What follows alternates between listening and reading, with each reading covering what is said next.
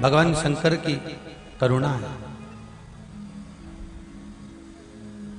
मेरा देव अधिदेव महादेव, मशीन बंद करवाओ, ऊपर की मशीन बंद करवाओ।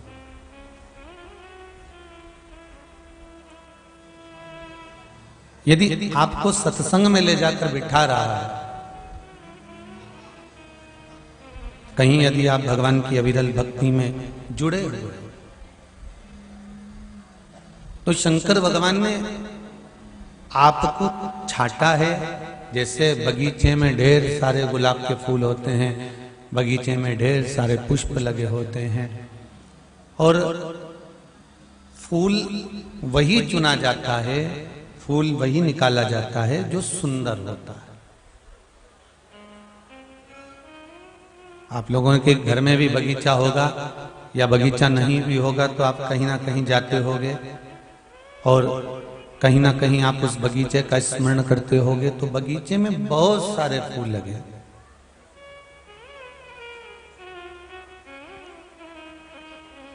पर उन फूल में से कोई अच्छा फूल हम छाट लेते।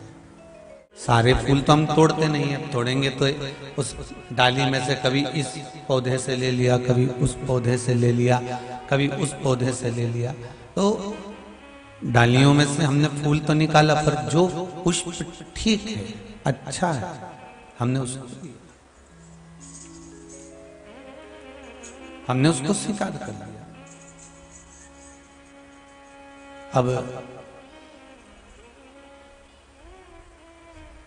जब हम अपने मन से, अपने विचार से, अपने भाव से अच्छे पुष्प को चुनते हैं, उसी तरह परमात्मा भी आपके घर में 5 लोग, 7 लोग, 10 लोग, 11 लोग, 20 लोग, 25 लोग, जितने भी घर में रह रहे हैं, पूरा परिवार घर में रह रहा है, पर पूरे परिवार के लोगों को ही क्या भगवान सत्संग में डुबो के रखता है? क्या पूरे परिवार वालों को भगवान भजन में लगा के रखेगा? क्या पूरे परिवार वालों को भगवान सत्संग में डुबा के रखेगा? नहीं। उस पौधे में से कुछ पुष्प भगवान चुन लेता है कि मुझे इसी से भजन करवा।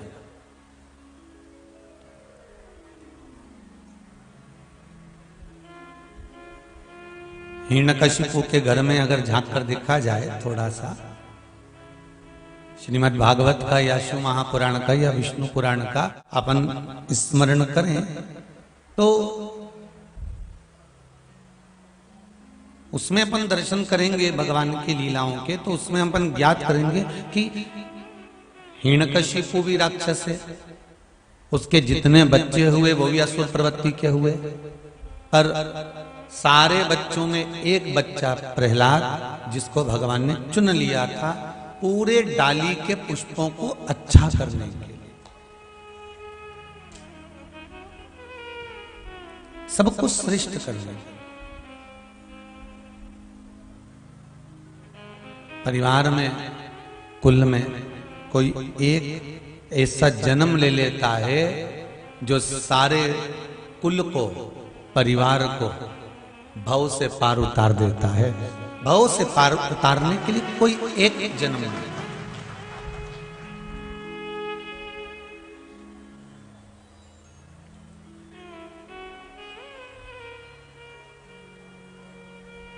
और वो शिव की कृपा से ही कहीं कहा गया, राम की कृपा से, कृष्ण की कृपा से, भगवान की कृपा से कोई आ गया तो समझ लो जीवन सार्थक हो गया। शंभो शरणे पड़ी घड़ी रे घड़ी, दुख काटो दया करी निदर्शन आपो। कहीं भगवान कृपा से कोई आ जाए ऐसा जो सत्संग में डूबा हुआ। भगवान के पास में 2 चीजें रखी रहती हैं, एक माया, एक भक्ति। माया और भक्ति दोनों चीज भगवान के पास है। भगवान कहते हैं तुम्हें क्या चाहिए बोलो, वो दे देता हूं। तो भक्त ने पूछा इन दोनों में अंतर क्या है?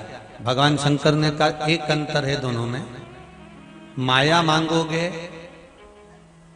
तो तुम नाचोगे, और भक्ति मांगोगे तो मैं नाचूंगा। दोनों में अंतर केवल इतना है कि अगर तुमने माया मांग ली तो कमाने में इतने दौड़ते रहोगे, इतने नाचते रहोगे, यहाँ जाना है, वहां जाना है, ये काम करना है, वो काम करना है, ये कार्य करो, वो कार्य करो, तो माया तुम्हें नचाए। और भक्ति भगवान को नचाए। आपने जैसे ही भजन करना प्रारंभ करा और भगवान से कुछ मांगा तो भगवान को देना पड़ेगा। नरसिंह मेहता ने जो मांगा, मेरी बेटी का मायरा भरना है, भगवान ने 56 करोड़ का मायरा भर दिया। द्रौपदी ने भक्ति के बल पर मांगा कि बहुत सारे ब्राह्मण भोजन करने आने वाले हैं, 10,000 ब्राह्मण ऋषिवर भोजन करने आएंगे, घर में भोजन नहीं है, आधा चावल का दाना झूठा खाना पड़ा भक्ति के बल पर।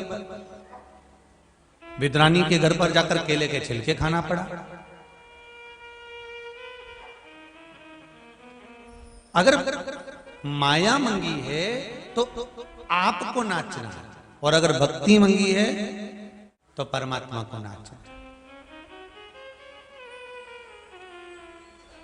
इसलिए आपको बार बार कथा में कहते हैं, भगवान से जब भी कथा समापन होती है, विराम होती है, प्रत्येक कथा में आखिरी दिन कहते हैं कि भगवान से कहना, भगवान ऐसा धन हमको देना कि हम भी जिंदगी में एक बार शिव महापुराण की कथा करवा सके, ऐसी संपदा दे। संपदा दो मना नहीं है, पर संपदा ऐसी देना कि जो गलत जगह पर ना जाए।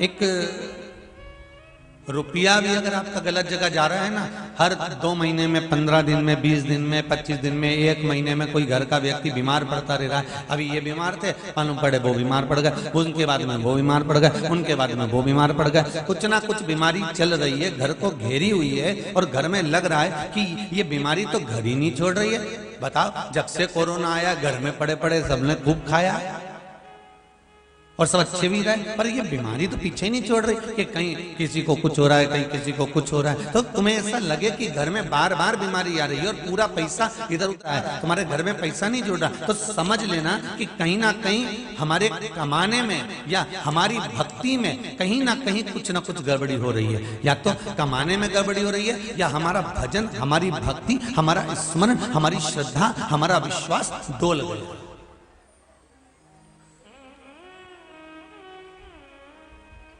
अगर भक्ति प्रबल है तो क्यों नहीं भगवान मिलेगा। एक माता ने लिखा है, देखो, ज्यादा पत्र तो पढ़े नहीं है, बहुत सारे रखे हुए।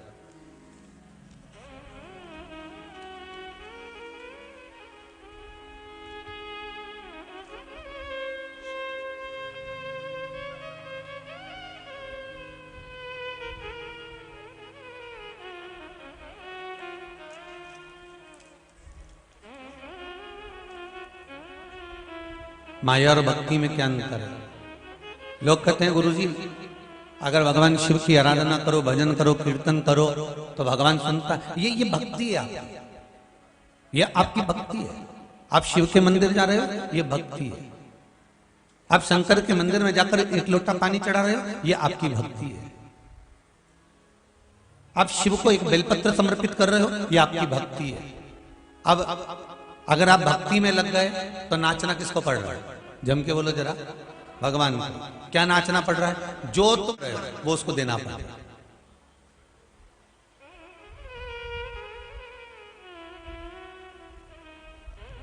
श्री शिवाय नमस्तुभ्यम। सुजालपुर मंडी से आई है। सुजालपुर तो हमारे पास नहीं है, सीहोर से लगभग 40, 45, 50 किलोमीटर होगा। मेरा नाम मेघा नीलेश कुमार जी पाठक। मेरी मनोकामना बाबा ने, गुरुदेव, पूर्ण कर दी है। और बाबा की ऐसी कृपा हुई है गुरुजी कि मैं वर्णन नहीं कर सकती। मेरे घर में पुत्र की प्राप्ति हुई है, उसके लिए मैं बाबा को धोख लगानी है। कहीं बैठी हैं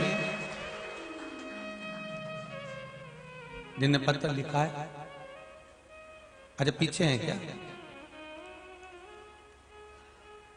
ठीक है, बधाई हो, बहुत बहुत बाबा की कृपा। दूसरा एक पत्र लिखा है, बालोदा, बालोदा महाराज से आप बालोदा से गंज बासोदा से गंज बासोदा से आए तो पर्ची भी इतनी छोटी छोटी होती है ना, भगवान जाने कहाँ कहाँ से ढूंढ के लाते हो राम जी।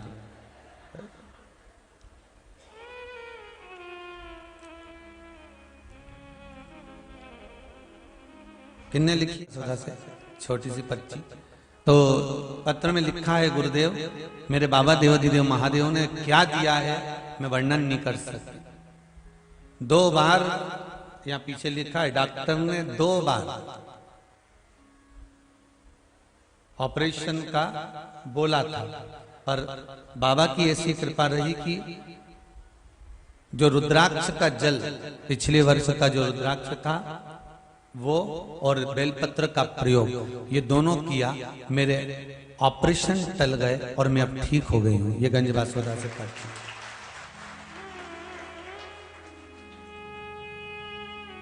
आपका अगर आपने भक्ति करी है,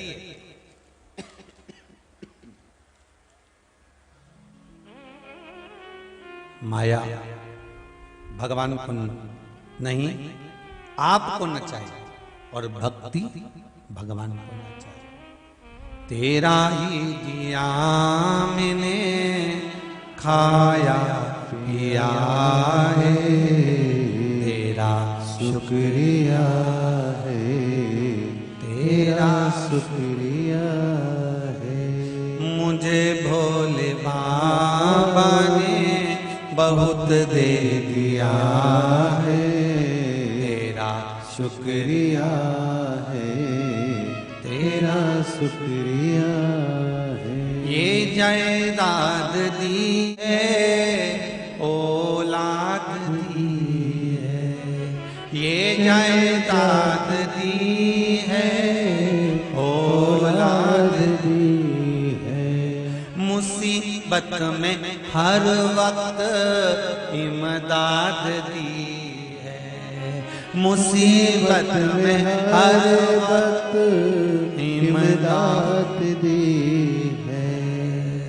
तेरा ही दिया मैंने खाया पिया है, तेरा ही दिया मैंने खाया पिया है, तेरा शुक्रिया है, तेरा शुक्रिया है। मुझे बोले बाबा ने बहुत दे दिया है, तेरा शुक्रिया है, तेरा शुक्रिया है। कितनी कृपा करी है उसने, जरा विचार करिए। सारे बगीचे के फूल लगे हैं, उसमें से एक फूल आपने चुना है। दुनिया के लोग कहते हैं कथा में जाने वाले पगले होते हैं, जिनमें अक्ल नहीं होती वही सत्संग में जाके बैठते हैं। लोग कहते हैं आप रोज मंदिर जाओगे ना तो लोग काना पीछे नहीं हटेंगे, जल्दी सती सावित्री। आप रोज भगवान की भक्ति में डूबोगे ना, रोज रोज अगर वर्णन किया जाए, रोज रोज अगर कोई उपाय बताया, देखो फिर आ गया पत्र। राम जी पत्र भी ऐसे ऐसे सुंदर सुंदर भेजते हो ना तो लगता है।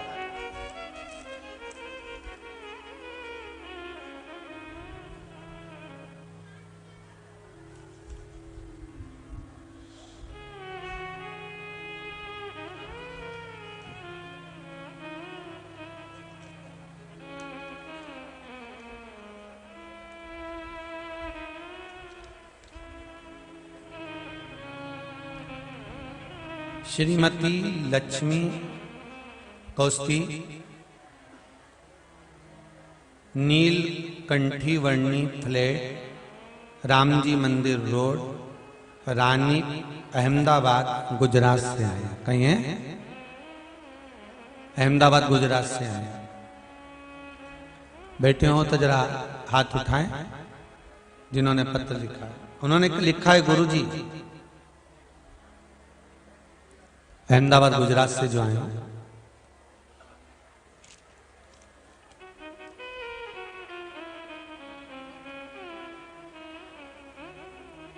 मैंने सोमाष्टमी का प्रयोग करा था, जिसमें 31 मूंग 31 बेलपत्र वाला उपाय करा था अष्टमी का। तारीख थी 10/1/2022। इस पत्र में लिखा जा रहा है।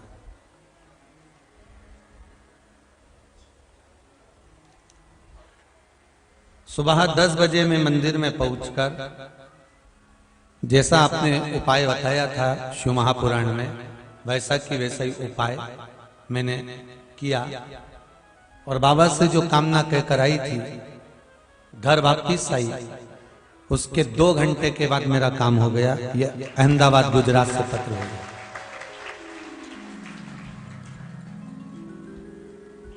जिसने लिखा हो, अगर वो बैठे हो तो हाथ जरा हिला देना, ठीक है। श्रीमती लक्ष्मी कौस्ती, नीलकंठी वर्णी फ्लैट, रामजी मंदिर रोड, रानी, अहमदाबाद, गुजरात। अब भक्ति में बल देखिए।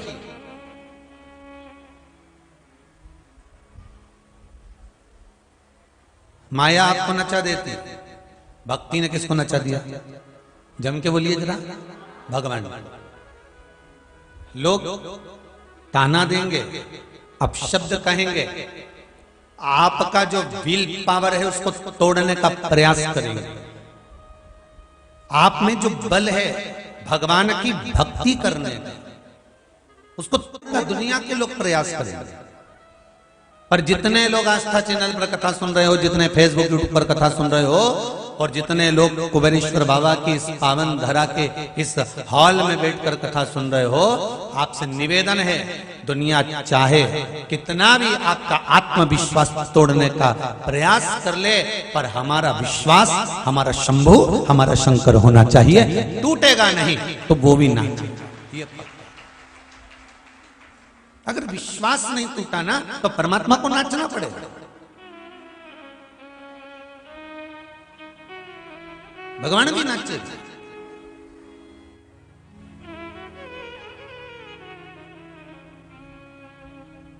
तुम कब नाचते हो? जब तुम्हारा विश्वास टूट जाता है।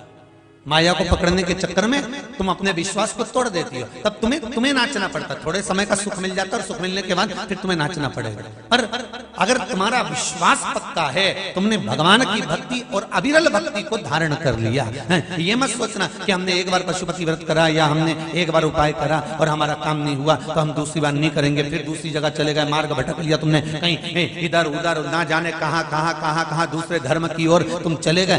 तो ये भटकना छोड़ दो। एक जगह खड्डा जम के खोदो, एक जगह बोरिंग जम के लगवा लो। अगर 100 फीट पे नहीं निकलेगा तो 200 पे निकलेगा, 200 पे नहीं निकलेगा 300 पे निकलेगा, 300 पे नहीं निकलेगा 400 पे निकलेगा, 400 पे नहीं निकलेगा 500 पे निकलेगा। और यही 500 फीट तुमने सोया खोदा, सोमा खोदा, पानी कहीं पे नहीं निकला, तो एक जगह दम से तो खुदाई करो। एक विश्वास, जब हम परमात्मा की भक्ति को धारण करते हैं, एक भरोसे के साथ जब हम भगवान की भक्ति को धारण करते हैं, तो परमात्मा क्यों ना सुख देगा। लाखों के दुखड़े जो तू हर गया डमरू वाले, तो मेरे दुखड़ों को देख कर क्यों डर गया डमरू वाले।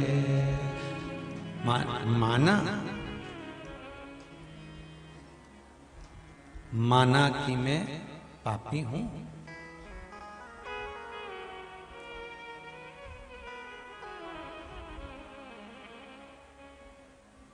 माना कि हम पतित हैं, माना हम पतित हैं, पर पतित पावन तेरो नाम, ओ शंभु त्रिपुरा।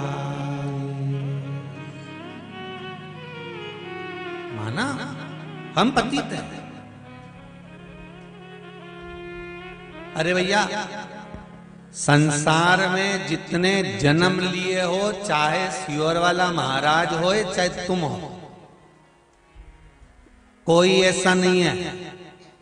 संसार में कोई जिसने जन्म लिया है, कोयले की कोठरी में जन्मे हैं अपन, कोयले की कोठरी।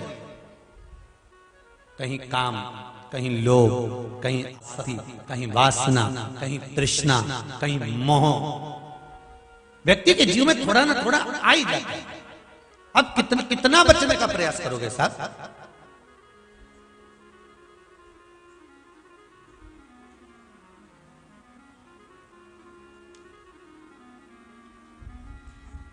वो गाने, एक गीत में लोगों ने गाया ना, कोई कितना भी जतन करे, कितना भी जतन करे, पर काजल को दाग लागे ही। अब कितना ही प्रयास करो, कहीं काम, कहीं लोभ, कहीं आसक्ति, कहीं तृष्णा, कहीं वासना, कहीं मोह, कहीं माया, ये व्यक्ति को कहीं ना कहीं खींचने का प्रयास करती है।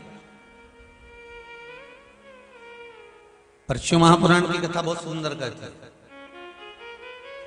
अगर कोयले की कोठरी में कोयले का दाग लगता है तो उसके लिए भी आज के समय में एक सुंदर पूरा कपड़ा बना दिया गया। जैसे वो कोरोना बीमारी में देखा था तुम लोगों ने, जिसको कोरोना हो जाए तो उसको उठाने वाला जो व्यक्ति होता था वो क्या करता था, पूरी जैकेट पहनता था, पूरे कपड़े पहनता था, हाथ में ग्लव्स, पांव में मोजा, ये वो, और पूरा ढका हुआ नहीं, इधर मुंडा में कांच दिखे, बाकी का सब ढका ढुकाया और कहीं नहीं दिखे, और पसीने में भले नहा दिया हो। और जब गया और उसने फिर उठाया तो उसको कोरोना लगा? अरे जम के तो बोलो, नहीं लगा। ऐसे ना जाने कितना ले जाके उन्होंने विचार इंसान में जला दिया। सेवादारों ने सेवा करी, पर उन्होंने उठाया, कपड़ा पहन लिया और फिर वो कहीं पे भी जा। इसी तरह कोयले की कोठरी में जाने के लिए भी एक कपड़ा होता है, उस कपड़े को धारण कर कर अगर चले गए तो दाग कपड़े पे लग जाएगा पर तुम्हारे तन पर नहीं लग पाएगा। उसी तरह शिव महापुराण में वेद व्यास जी लिखते हैं कि संसार में रहने का भी एक कपड़ा है, शिव महापुराण की कथा, जिसने पहन ली वो फिर दाग लग ही नहीं सकता। कपड़े तो पहनो अच्छे जोरदार के। ये कितना चिल्ला चिल्ला के उन्होंने कहा जैकेट पहनो, जैकेट पहनो, जैकेट पहनो है। अरे वो फ्लाइट में भी रखते हैं एक जैकेट कि मान लो ऊंचा नीचा हो जाए तो बेचारी वो फ्लाइट में भी भाई पूरा इशारा कर करके बताती है।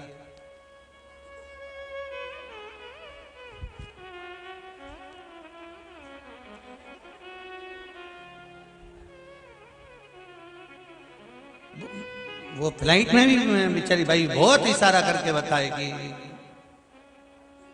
फिर पुस्तिका भी उठाए जैसे महाराज उठाया।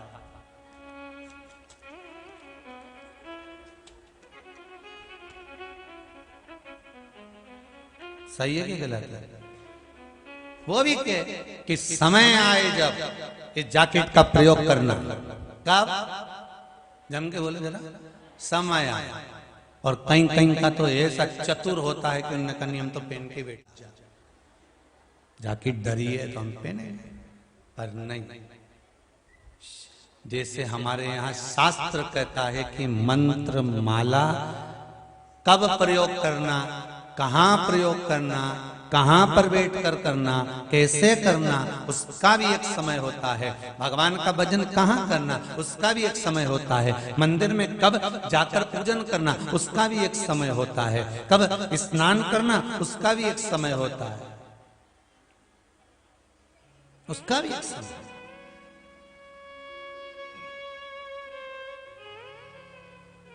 जो नारी घर के काम में व्यस्त रहते रहते रहते रहते रहते रहते दोपहर की 12 निकल गई, मध्याह्न का समय निकल गया और इतनी काम में व्यस्त रही कि 4 बजे के बाद स्नान कर रही है। एक भी बार उसने सुबह से स्नान नहीं करा, इतनी काम में व्यस्त हो गई कि वो शाम को फिर 4 बजे के बाद स्नान कर रही है। तो हमारे शास्त्र कहते हैं वो नारी का सौभाग्य अखंड नहीं रह पाता। बहुत ध्यान देना महाराज, तुम्हें 50 काम करना है, 100 काम करना है, दिन भर काम करना है, और सुबह के समय पर पहला स्नान कर लेना चाहिए। शाम का भले तुम बाद में फिर नहा लो, मना नहीं, परंतु कई इतनी चतुर रहती है कि डबल डबल कौन नहाए, कहीं जा रहा है भाई, डबल डबल कौन नहाएगा। तो एक बार पोछा ही लगाया, पोछा लगाना मतलब एक डब्बा उंडे लिया, पर नियम तो पूरा करो ना। पन्नी अब काम में लग गई तो ऐसी लगी, बेचारी सास भी कह रही बेटा एक बार नहा ले कुछ खा ले, नहा ले कुछ खा ले। सास भी कह, ससुरा भी के बेटा एक बार एक काम करो, एक बार नहा लो फिर काम कर ले। नहीं मैं तो सब करके फिर लगी धोबा में कपड़ा, नहीं ये तो जो अकड़ में पड़ी नहीं, धोई जाए झाड़ू लगाए जाए न लगाए जाए। जब सासू कुछ कह देती ना तब बहू ने ऐसी तो करती मानूंगी जा लगा, और वो लगाना पड़ी ने झाड़ू ने, फिर तो एक डंडा में भी झाड़ू मारने ने सारा झड़ा ही दिया, इनंग उनंग का सब जगह का सारा जाला झड़ा ही दिया। सास मन में सोच रही दीवाल का जड़ा जड़ाने से तो अच्छा तो दिमाग का जड़ ही ले। अब वो भी सोच बोले से बोले कहाँ दीवाल का जाला जड़ा रही तो दिमाग का भी तो जड़ा। अब तो और कितने दिन करा उसने ऐसा, और दूसरे दिन तो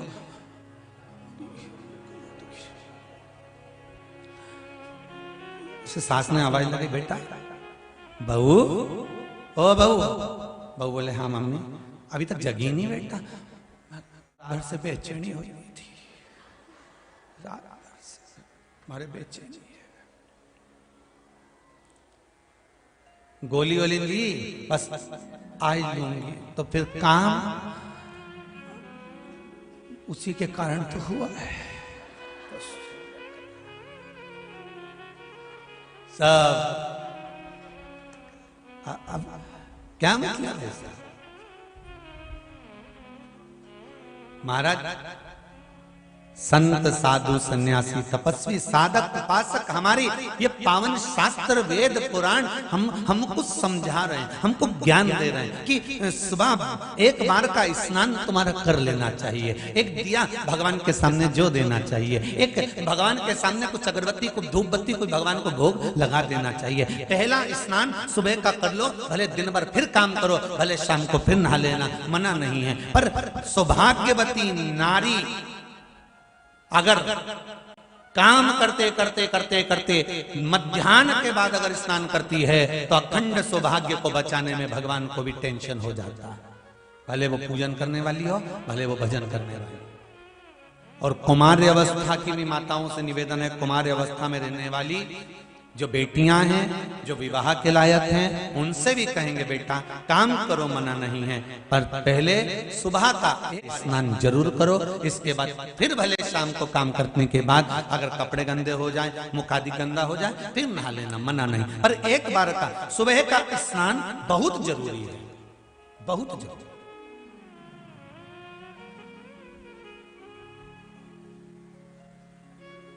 जो बेटियां दोपहर का स्नान मध्याह्न होने के बाद भले कुंवारी हैं, शादी नहीं हुई, अगर करती हैं तो उनको भी जहां वो ब्याह कर जाती हैं वहां पर कुछ ना कुछ मानसिक टेंशन, परिवार का खटर पटर या किसी न किसी रूप में पति पत्नी का क्लेश या पारिवारिक क्लेश को झेलना पड़ता है। और जितनी बेटियां हैं कथा को सुनना और ध्यान लगाकर देखना कि तुमने कुंवारी अवस्था में कहीं दोपहर के बाद स्नान तो नहीं करा और ससुराल में टेंशन चल रहा है, तो उसका कारण तुम समझना कि तुम अच्छी हो, तुम्हारे परिवार वालों ने लड़का भी अच्छा देखा, फोन पे बात भी अच्छी करी, उसने 8 घंटा करी बापड़ा ने, 4-6 बार तो मिलने आ गया, वो घुमा के भी लाया, गुपचुप भी खिलाया, पानी पका सा चाउमीन भी खिलाया, सब खिलाया। फिर ऐसा क्या हो गया शादी के बाद कि 1-1.5 साल तो अच्छे रहे, उसके बाद तो क्लेश क्लेश क्लेश। पहले तो सास भी फोन कर दी थी, ससुरा भी बोलता था, सब प्रेम से बोलते, देवरानी जेठानी सब इतने अच्छे से बोलते थे। अब क्या हुआ? उसका कारण बेटियां एकांत में बैठकर सोचना कि तुमने कुंवारी अवस्था में या अपने ससुराल में कहीं पर भी मध्याह्न के बाद तो स्नान नहीं करा, उसको निकाल कर देखना, फिर सोचना हो। और जिनका सौभाग्य में अगर दिक्कत आई है, कहीं सौभाग्यता में अगर दिक्कत आई, तो वो माताएं भी विचार करें एक बार बैठकर कि कहीं हमने फैला लिया दीपावली का, कहीं होली का, कहीं इसका, कहीं उसका, कहीं हमने पापड़ लेके बैठ गए, मैं तो जब ही नहाऊंगी जब पूरा हो जाएगा, 4 बजे तक नहीं मैं बैठी चरली पर नहीं, और शाम लाके रोटी भी दे दी, वहीं खा ली ने, हाथ पैर धो के फिर पापड़ बेलने बैठी गई और बजा दी 3-4, उसके बाद कि अब तो नहाऊंगी और फिर नहाने गए। तो विचार करना कि सौभाग्य पर दिक्कत क्यों आई, कारण क्या बना है, बेटियों को तकलीफ क्यों आई, उसका कारण हमें ढूंढना, कोई दूसरा नहीं ढूंढेगा। आप आए नहीं और सुबह हो गई, मेरी पूजा की थाली धरी की धरी रह गई। कारण क्या था कि तुम क्यों नहीं आए, क्या कारण था ऐसा जो तुम नहीं पहुंचे। हमें उस कारण को ढूंढना है कि हम अच्छे हैं, हमारा व्यापार अच्छा है, हमारे घर के लोग अच्छे हैं, सब कुछ अच्छा चल रहा था, सब अच्छे से चल रहा था, फिर दुख क्यों आया, उसका कारण हमें अपने आप में ढूंढना, कोई दूसरा नहीं ढूंढेगा। और तुम सियोर वाले महाराज जैसे ना जाने कितने महाराजों के पास में घूमोगे और सबके पास जाकर पूछोगे कि महाराज बताओ, महाराज बताओ, महाराज बताओ, सब बता देंगे कि तेरे घर में वो नारियल लटका, तेरे घर में वो धागा लटका, कि तेरे को हवा लग गई, कोई कहेगा कि तेरी हवाई छूट गई। तो ये सब चीजें कहीं मालूम पड़े कि कोई चीज हो रही है, कोई ये चीज हो रही है, कोई वो चीज हो रही है, तो दुनिया के लोग कहेंगे उसने जादू कर दिया, उसने टोना कर दिया, उसने ये कर दिया, उसको ये हवा लगे, उसकी हवा छूट जावे, उसकी ये हो जावे, उसकी वो हो जावे, तो कहीं बंधन छूट रहा है, कहीं बंधन लग रहा है। तो ये सब चीजें दुनिया के लोग तुमको कह सकते हैं, पर हम पितृ दोष देख रहे हैं, वास्तु दोष देख रहे हैं, हमने ग्रह दोष देखा, पर पत्रिका में दोष देखा, पर हमने अपना दोष देखा क्या कि हमने क्या करा है। हम सारे दोष देख रहे हैं और सारी दुनिया में भटकते फिर रहे हैं।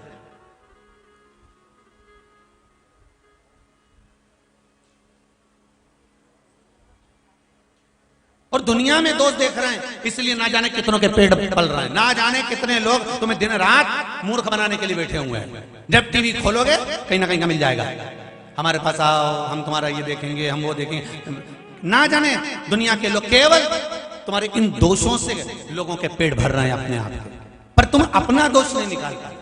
जितने आस्था चैनल के माध्यम से सुन रहे हैं, जितने फेसबुक यूट्यूब के माध्यम से सुन रहे हो, और जितने इस मंत्रमाला कथा को सुन रहे हो, आप स्वयं अपने दोष को देखना चालू करो, अपनी गलतियों को छांटना प्रारंभ कर दो।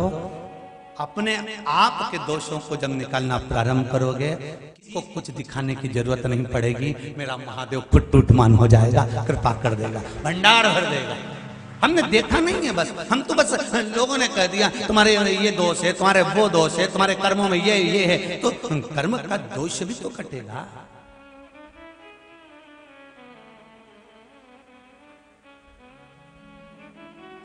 अंदाजा लगाना, आज कुछ नहीं करना है तुम लोगों को, तुम्हारा होमवर्क यही है कि तुम्हें अगर तकलीफ है, दुख है, तो विचार करना कि तुमने कभी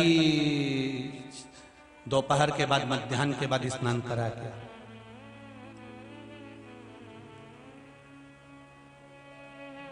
विचार करना।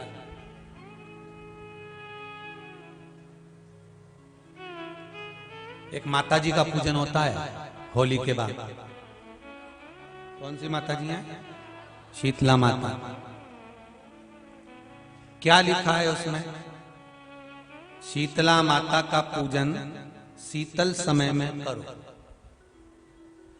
माता जी की किताब में ये लिखा था कि जैसी रोटी सब्जी बना के, वैसे तो 10 बजे लग्गा लगाया, 8 बजे भोजन बनाने का, सब घर से चौके से फ्री हो गई। इसके बाद माता जी का प्रसाद बनाना चालू करा। माता जी का प्रसाद बनते बनते बनते बनते बज गई 12, 1 घंटा भोजन ठंडा करा और क्या ठंडे का भोग लगाने चली। जब गरम की गरम था, बस केवल 12-1 बजे तक रखा और 2-3 बजे फिर निकल गई कि मंदिर में भीड़ बढ़ जाएगी। भीड़ बढ़ तो 2-3 बजे रात को जाके पूजन करिए। कौन से महाराज ने कह दिया कि तुम रात को 2:30 बजे 3 बजे माता शीतला का पूजन करो? और कौन सी पुराण में लिखा है कि माता शीतला का पूजन रात को 2 बजे 2:30 बजे 3 बजे करना चाहिए? केवल भीड़ के चक्कर में तुम रात को 2-2:30 बजे 3 बजे माता शीतला का पूजन करने जा रहे हो। अब कोई रात को 2:30-3 बजे तुम अलमस्ती में, आनंद में, चकाचक होकर अपने घर में विश्राम कर रहे हो और कोई आके बेल बजा दे, कितना जरा मुंह से बोलो तो सही दमदारी से, ना जाने कहां आ गया। तुम जाओ खोलिए दरवाजा, पति के चले जा, कोई आए तुम ही जाओ। तो अम्मा से कह दो वो खोलेगी, हम काय को जाए? बोलो सही है कि गलत है? अब तुम आधी रात को शीतला माता से कह रही, माता शीतला हमारे घर में लक्ष्मी दे दीजिए। शीतला जी बोली अगली बार मत आ जाओ। शीतला माता ही करी, अभी तो आ गई आधी रात के, आ गया इस सोच। सुधर जाओ, अपनी अपनी गलतियों को स्वीकार करना चालू कर दो।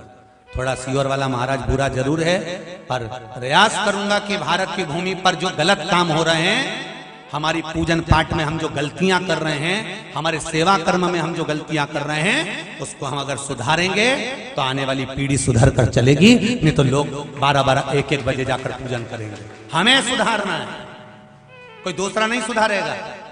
लोग तो नियम बना लेंगे, हमारी सास भी इतनी बजे करती थी इसलिए हम तो इतनी बजे ही करते हैं। तो हमने पूछा सास कहां गई, तो गई ऊपर। अच्छा,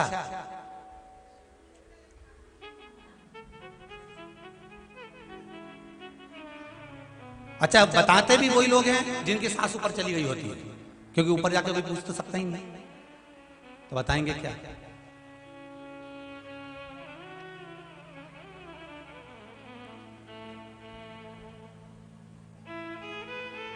हमारी गलती को हम स्वीकार करें और हम जो गलतियां कर रहे हैं उनको हमें सुधारना।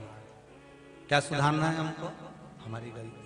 आप आए नहीं और सुबह हो गई, मेरी पूजा की थाली धरी की धरी रह गई। हम गलतियां कर रहे हैं साहब। आधी आधी रात को जाकर माता शीतला की पूजन कर रहे हैं। माता शीतला कहती है ब्रह्म मुहूर्त में पूछो मुझे, मैं स्वीकार करूंगी, आपको फल दूंगी। पर भीड़ बढ़ जाती है, लाइन लग जाती है। इतनी भीड़ में हम कैसे जाएं, हम कैसे पूजन करें? इस चक्कर में माताएं भोजन बना के रखकर तैयार होने चली जाती है। जब तक भोजन ठंडा हो जाता है, ठंडा भी कितनी देर का, 2 घंटा 3 घंटे का ठंडा, पर यहाँ तो बासी भोजन का वर्णन लिखा,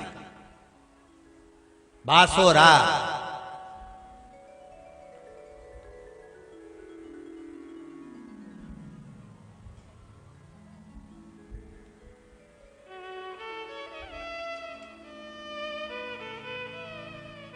अब कहते हैं हम सारी पूजन पाठ करते हैं गुरुजी, हम सारे मंत्र जाप करते हैं, हम सारे जो बोलते हो ना वैसा वैसा हम करते भी हैं गुरुजी हो। पर हो सकता है हाँ हमारी कुछ गलती हो सकता है। अपनी गलती को छाटो ना कि हम गलती क्या कर रहे हैं, हमने गलती क्या करी है, कारण क्या हो रहा है।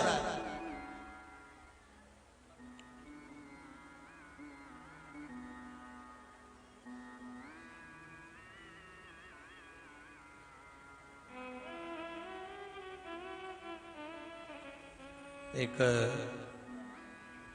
पहले हमारे नमक चौराहे पर हम जहाँ रहते थे सीहोर में, नमक चौराहे पर, वहाँ छावनी में श्री हनुमान जी की मड़ैया थी। अम्मा मंदिर बन गया छोटा सा, पहले मड़िया थी छोटी सी, पीपल के पेड़ के नीचे। कभी सीहोर आप घूमने जाएं तो हम आपके साथ चलेंगे, हम दिखा देंगे वो भी।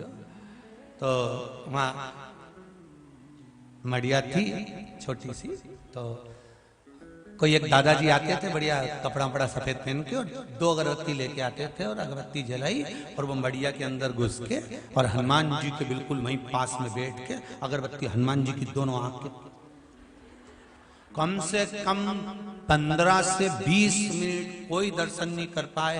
वो आंख के पास ने, नाक के पास ने, मुंडा के पास हनुमान जी के वो अगरबत्ती घुमाए।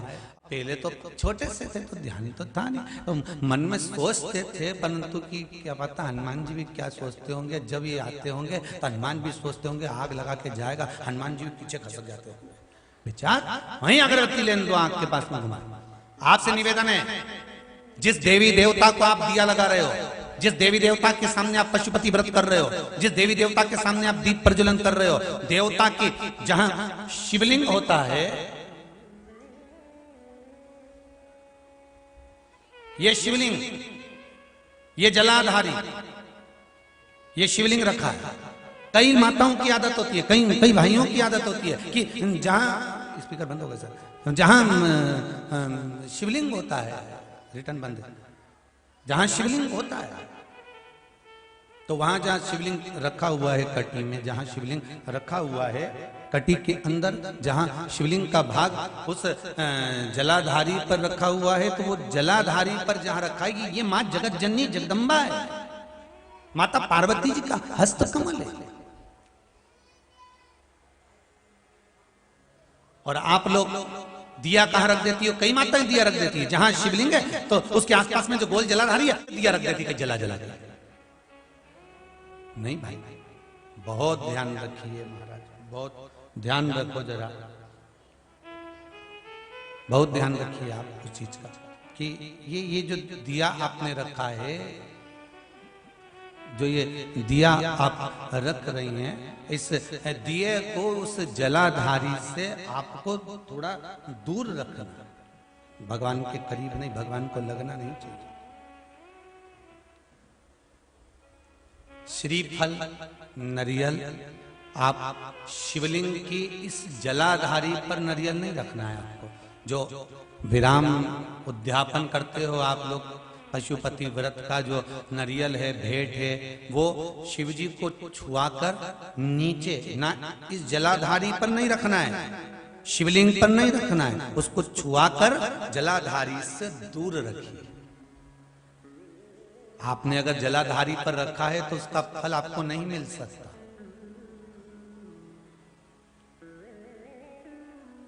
उसका फल बहुत बहुत ध्यान देना पूजन पाठ में, आप स्मरण में महाराज, पूजन पाठ और स्मरण में अगर आप ध्यान देंगे तो आपको पूजन का फल पूर्ण मिलेगा। पूजन का फल जब मिलता है जब आपके पूजन का क्रम श्रेष्ठ हो।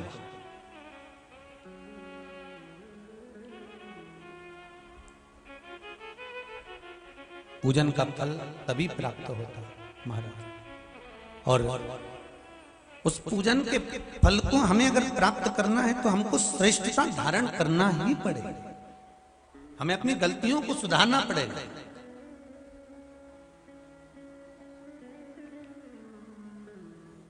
पार्वती जी का स्थान है,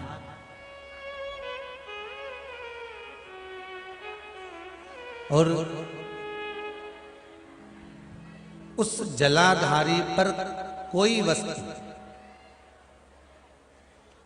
शक्कर ले जाओ या मीठा ले जाओ या आप कोई सामग्री लेकर जा रहे हो तो वो जलाधारी पर नहीं रखना। कहां रखना है आपको? उससे दूर। दिया कहां लगाना है? जलाधारी से भी दूर।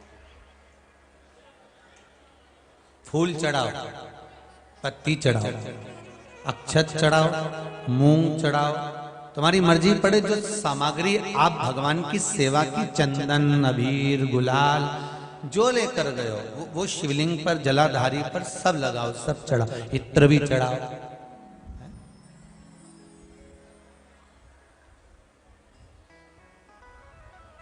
सब समर्पित करो। पर उस जलाधारी से थोड़ी दूरी बनाकर, उससे थोड़ा दूरी बना लें, उसके बाद आप रखें महाराज। थोड़ी सी दूरी बनाकर अगर रखेंगे तो भगवान उसको स्वीकार करेगा। रुद्राक्ष की माला पहन लेने वाला व्यक्ति, गले में अगर एक रुद्राक्ष पड़ा हुआ है या तुलसी की माला पड़ी हुई है, पद्म पुराण के पाताल खंड में अध्याय नंबर 7, अध्याय नंबर 9, कौन सा पुराण है? पद्म पुराण। कौन सा खंड है? पाताल खंड। पद्म पुराण के पाताल खंड में अध्याय नंबर 7 और 9 में तुलसी और रुद्राक्ष का वर्णन आता है।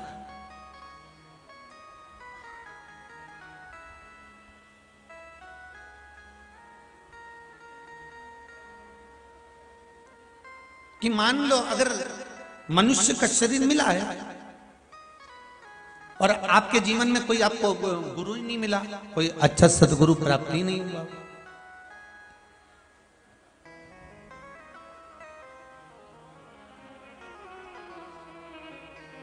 और आपने अगर गुरु मंत्र भी नहीं लिया हो, गुरु मंत्र भी अगर धारण नहीं,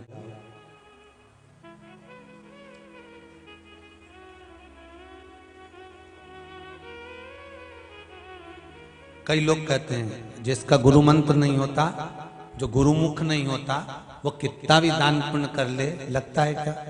जम के बोलो, नहीं लगता। तो शिव महापुराण में पद्म पुराण के पाताल खंड के 7वें और 9वें अध्याय में लिखा हुआ है, मान लो अगर आपका दान पुण्य आपके खाते में नहीं जा रहा है तो फिर शास्त्र कहता है कि आप गले में रुद्राक्ष पहन लो या तुलसी की माला पहन लीजिए, फिर तो आप जो दान करेंगे वो आपके खाते में जाना प्रारंभ हो जाएगा।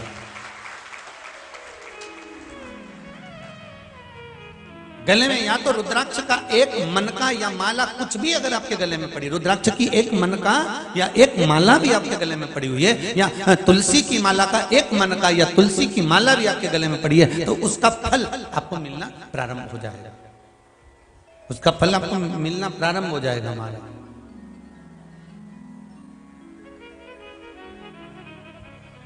फिर आप जो दान करेंगे, पुण्य करेंगे, सत्कर्म करेंगे, भजन करेंगे, कीर्तन करेंगे, फिर आप जो भी कर रहे होंगे उसका फल आपको मिलेगा, जरूर आपको प्राप्त होगा।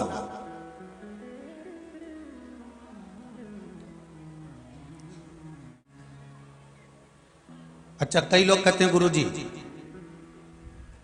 माला पहनने से क्या होता है, रुद्राक्ष पहनने से क्या होता है, तुलसी की माला हम पहने या रुद्राक्ष की माला पहने, लोग क्या कहेंगे, हम नवयुवक बच्चे आज के जमाने के लड़के लड़कियां ऐसे पहनेंगे तो लोग क्या कहेंगे। कई स्कूल तो ऐसे हो गए जहां माला तक कह देते हैं पहनकर मत आना।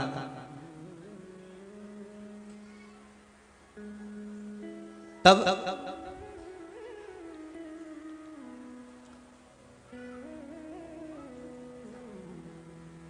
भाई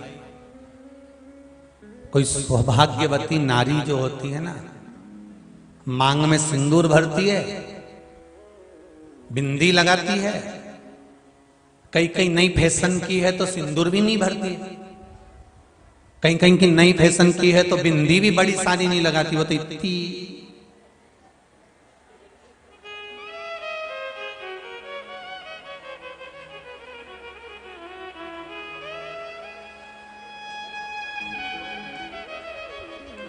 दिख गई, दिखी, बस माथा में जैसे जू नहीं दिखेगी ऐसी बाल पे बिंदी नहीं दिखे हो, इतनी छोटी सी निकाल के इन टीकी कंपनी वालों की भी निछावर कर दो रे, कुछ कम से कम बड़ी टीकी तो बना, इतनी छोटी इतनी छोटी इतनी छोटी है। चलो जाने, मांग से नहीं मालूम पड़ा, टीकी से नहीं मालूम पड़ा, बिछुड़ी से नहीं मालूम पड़ा, चुड़ला से नहीं मालूम पड़ा, पर मालूम कैसे पड़ा कि शादी हो गई तो कि गला में मंगलसूत्र पड़ा हुआ था, उससे पहचान आ गई कि काली पोत पड़ी हुई है, गले में एक सूत्र पड़ा हुआ है, उससे पहचान आ गई कि ये शादीशुदा है, इसका विवाह हो चुका है। विवाह हो जाना मतलब अब ये पति की निगाह में है, ये भले किसी भी मॉल में जाके सामान खरीदेगी, कोई ना कोई सूचना दे ही देगा, तो भाभी जी वहां पर सामान खरीद रही थी, तो पति की निगाह में है। दुकान पे जाओ तो कैमरे की निगाह में हो, विवाह होने के बाद पति की निगाह में हो। जैसे गले में मंगलसूत्र पड़ जाने के बाद में पति की निगाह में आप रहते हो, उसी तरह गले में रुद्राक्ष पड़ जाने पर शिव की निगाह में आप रहते हो, शंकर की निगाह में हो, शिव की निगाह।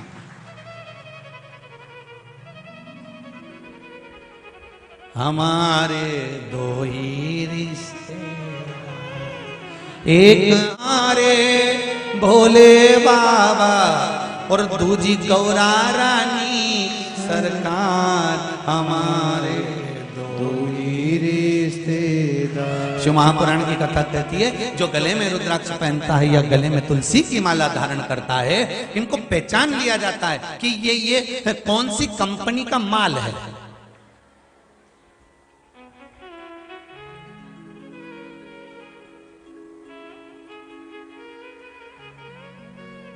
सिर का तिलक मरते समय हो सकता है ज्यादा तेज, वो ऐसा सुना है जिसको अटैक आता है तो उसको पसीना बहुत तेज आ जाता है, तो हो सकता है वो पसीने में भीग गया और ऊपर से यमराज बंदी बनाने आ गए और उन्होंने कहा उठाओ इसको, तो के ये तो भक्त है, कहाँ से दिख रही है कि तिलक मिलक तो लगा ही उनके पोज दिया बेचारा किसी ने, तो फिर कहा उठाओ इसको, नी नी ये भगत है, तो के इसके गले में देखो कौन सी माला पड़ी है, फिर देखा कि इसमें रुद्राक्ष पड़ा है कि तुलसी की माला पड़ी है, गले में माला तुलसी की हो रुद्राक्ष की हो, जैसे बल्ब आजकल का जमाना का जो बल्ब आए नहीं CFL का, ऐसा सफेद वाला लट्टू,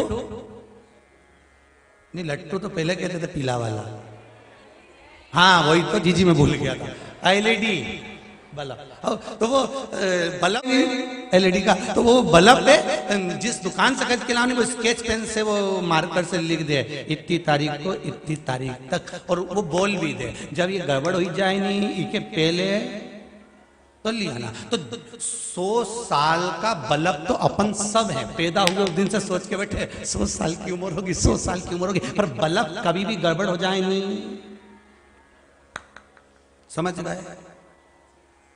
70, 75, 65, 55 और कभी कभी तो एकदम डीपी फाल्ट हो जाने, सारा बल्ब एक साथ उड़ जाए जैसे कोरोना में उड़ गया, ये भी नहीं कह सकता, कभी कभी तो फाल्ट हो ही जाए, लाइट है तो अगर बल्ब गड़बड़ करे तो इसको वापिस ले आना, मैं बदल के दे दूंगा। भगवान भी करें कि याद रखना, जैसे बल्ब कंपनी का माल कंपनी में वापस चले जाता है, दूसरी कंपनी वाला लेगा क्या, बजाज वाला वो कौन सा CFL और दूसरे कंपनी का ले ले, तो ये कंपनी का वो कंपनी में नहीं जाए, वो कंपनी का वो कंपनी में नहीं जाए, जिस कंपनी का उसी कंपनी का मालिक वापस करेगा और तुम्हें दूसरा बल्ब उसी कंपनी का देगा, उसी कंपनी का देगा। अब जरा विचार करिए, जब कंपनी का बल्ब कंपनी में जाकर बदला जा रहा है, तो आपके गले में अगर रुद्राक्ष की माला है, तुलसी की माला है, अंतिम समय में प्राण छूट रहा है, कोई पास में हो ना हो, राम नाम निकला, कृष्ण नाम निकला, शिव नाम निकला ना निकला, तुमने प्रसाद खाया ना खाया, तुलसी का दल खाया, अब किसको मालूम कि मरने वाला कि तुलसी का दल तोड़ के खा जाएगा? नहीं हो सकता तुमने प्लानिंग करके रखी हो कि तुलसी का पौधा ही बाजू में लेके चल रहा है साथ में, जैसे निपटेंगे वैसे खा लेंगे, तो ना हमको मालूम ना तुमको मालूम कि मरते समय, अब मरने का समय आ गया तो कोई बोल दे कि हाँ तुम आधे घंटे बाद मरने वाले हो, निपटने वाले हो, तो भी तुम तुलसी नहीं खाओगे। सबसे पहले तो जायजा छोटे बेटे की थी, बड़ी बेटे की थी, मंजिले की थी, संजले की थी, पत्नी को इतना दे दो, कुटुंब को इतना दे दो, और मालूम पड़े ऊपर से यमराज भी कर निपटने का समय आ गया, 5 मिनट बटे, बस 2 मिनट बचे,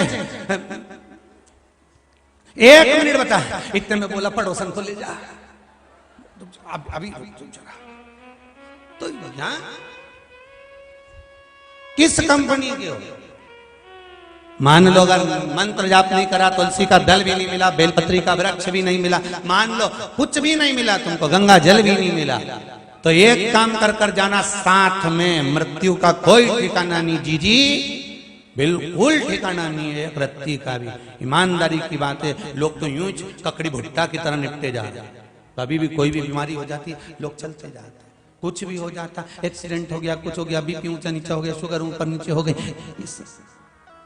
चल बड़ी बड़ी बीमारियां होती जा रही हैं, चल तो जीवन का कोई ठिकाना, अलमस्त हो कर रही है, गले में तुलसी की माला, रुद्राक्ष की माला पहन कर रखी है, कभी भी प्राण छूटेंगे, यम के दूत बंदी बनाने आएंगे, कंपनी का माल देखेंगे कि कौन सी ब्रांड का है, रुद्राक्ष पड़ा है कैलाश भेज दो, तुलसी पड़ी है बैकुंठ भेज दो, और कुछ नहीं पहना तो यमराज ने कहा न रख ले, चलो कबाड़े की दुकान में सब कबाड़ा मिलेगा, हंसो मती, जो पहने हैं वो समझ जाएंगे, जो नी पहने रुद्राक्ष और तुलसी, ध्यान रख लेना रे, 2 रुपया किलो, अब कबाड़े की दुकान पे मिलने वाले हो। शिवरात्रि से नियम बना लेना कि मैं गले में 1 रुद्राक्ष, गले में नहीं पहनूं तो हाथ में पहनूं, हाथ में नहीं पहनूं तो कानों में पहनूं, कानों में नहीं पहनूं तो कंठ पर पहनूं, पर एक मन का पहनूं माला नहीं पहनूं तो एक पहनूं, एक तुलसी की माला पहनूं, तुलसी की नहीं मिले तो एक मनका की पहनूं, पर पहनूंगी जरूर पहनूंगी। ये नियम शिवरात्रि से बना लो कि जीवन का कोई भरोसा नहीं।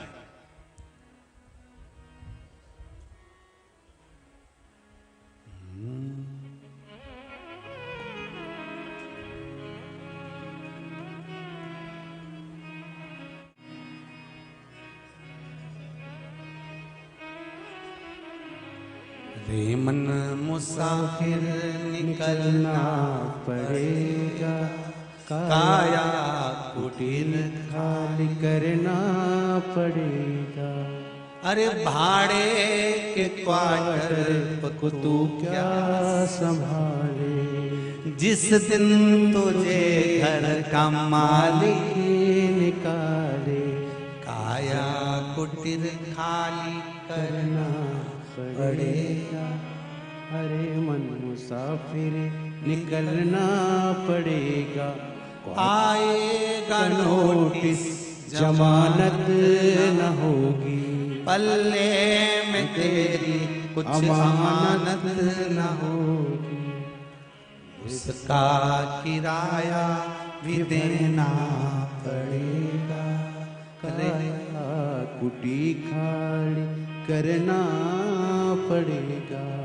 रे मन मुसाफिर निकलना पड़ेगा, काया कुटीर खाली करना पड़ेगा। अरे किराए के मकान में रह रहे हो और इतने अभिमान में जी रहे हो, कितना अहंकार। अरे राम, जरा जरा सी बात में मेरा घर, मेरी बहू, मेरा बेटा, मेरी जमीन, मेरा प्लाट, मेरी जायदाद, मेरी काया, कितना अभिमान। और किराए के मकान में रह रहे हो, जब तक श्वास दे रहे हो तब तक के श्वास चल रही है तब तक रह रहे हो। किराया देना बंद, घर से निकाल दिया धक्के मार के, चल चल निकल तोरी जगदम्बा, चल बाहर। कौन रखे? और वारे किराए के मकान से भी कितना प्रेम, किराए के मकान में रहते रहते भी और प्रेम कितना। किराए के मकान की फर्श बेकार हो गए, फर्श बदलवा दिया। जब जाना है तो फर्श बदलने की जरूरत क्या है? छत खराब हो गई, टीन बदला दी, छत बदला दी। मकान मालिक ने कहा क्यों तूने छत क्यों बदलाई? हमने पैसा लगाया है, मकान हमारा हो गया। काय से हो गया? किराए के मकान में रह रहे हो, किराए के मकान की छत कोई बदलाता है? अरे बोलो तो जम के, पर बदला दी तुमने तो। अब रहते रहते 80 साल हो गए, छत बदला दी, खिड़की दरवाजे बेकार हो गए, खिड़की दरवाजे बदला दिए। और एक दिन आ गया मकान का मालिक को निकाल के बाहर कर दिया। ये उसी में का तो हाल है। फर्श खराब हुआ, पैर खराब हो गए, क्रीम लगा लगा के पैर सही कर लिया फर्श। छत खराब हो गई। महाराज की तो कहीं कब की हुई? थोड़े बहुत आते नहीं है, ताऊ जी निपट जाते। अब राम जी करे इसका।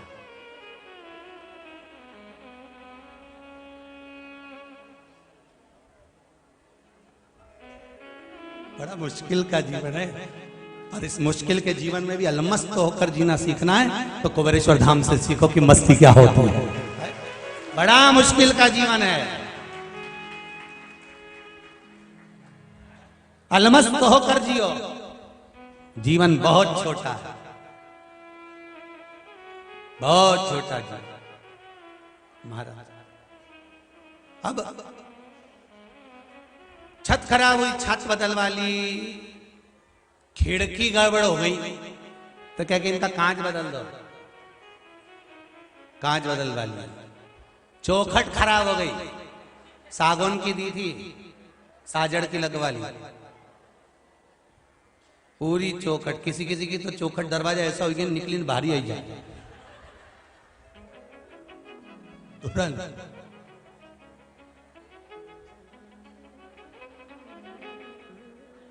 एक बार इंदौर की कथा याद आ रही है, पहले भी कथाओं में कहा, इंदौर में पहले कथा करने जाए तो एक जगह करके आए, कथा करके आए तो वो अम्मा पर्स में से सामान, पर्स था वो भूल गई, अब उसमें भूली की कहीं रख के चली गई व्यासपीठ पर, भगवान जाने। सब सामान धर दिया, अब सब सामान रखा, यहाँ से सामान भर के सीहोर आया इंदौर से, जैसे इंदौर से सीहोर आया, अब बच्चों को तो सामान खोलने की तो बहुत, तो ये राघव माधव सामान खोले, जो सामान खोले तो वो में एक डब्बी, और डब्बी में 32।